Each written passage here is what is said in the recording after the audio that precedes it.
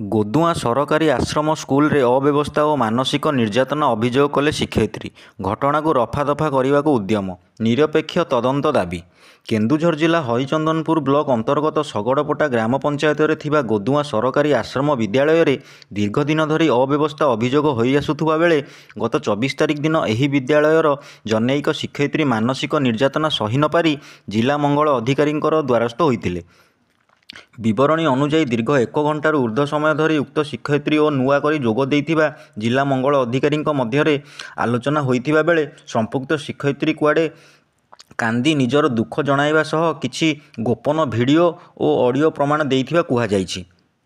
ମାତ୍ର ସବୁଠୁ ଦୁଃଖର ବିଷୟ ଏହି ଯେ ଏସବୁ କଥା ଶୁଣିବା ପରେ ମଧ୍ୟ ଜିଲ୍ଲା ମଙ୍ଗଳ ଅଧିକାରୀ କୁଆଡ଼େ କାର୍ଯ୍ୟାନୁଷ୍ଠାନ ପ୍ରତିଶ୍ରୁତି ଦେବା ତ ଦୂରର କଥା, ବରଂ ପ୍ରଧାନ ଶିକ୍ଷକଙ୍କ ସହ ଲାଗିଲେ ତାଙ୍କର କ'ଣ ସବୁ କ୍ଷତି ହେବ ସେ ବିଷୟରେ ସତର୍କ କରାଇଥିବା ପ୍ରକାଶ।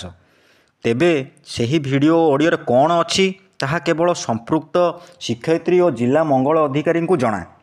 ଏହାପରେ ଜିଲ୍ଲା ମଙ୍ଗଳ ଅଧିକାରୀ କୁଆଡ଼େ ସମ୍ପୃକ୍ତ ଶିକ୍ଷୟିତ୍ରୀଙ୍କୁ କହିଥିଲେ ଯେ ତୁମେ ଏଠାକୁ ଆସିଥିବା କଥା କେହି ଜାଣିନାହାନ୍ତି ତ, ତମେ ଏ କଥା କାହାକୁ ପ୍ରକାଶ କରିବ ନାହିଁ ବୋଲି କହିବା ଘଟଣାକୁ ଆହୁରି ରହସ୍ୟାବୃତ କରିଛି। ତେବେ ବିଭାଗୀୟ ମହଲରେ ଚର୍ଚ୍ଚା ହୋଇଛି ଯେ ଏହି ଘଟଣାକୁ ରଫାଦଫା କରିବା ପାଇଁ ତଳୁ ଉପର ଯାଏଁ ସମସ୍ତେ କୁଆଡ଼େ ଲାଗି ପଡ଼ିଛନ୍ତି।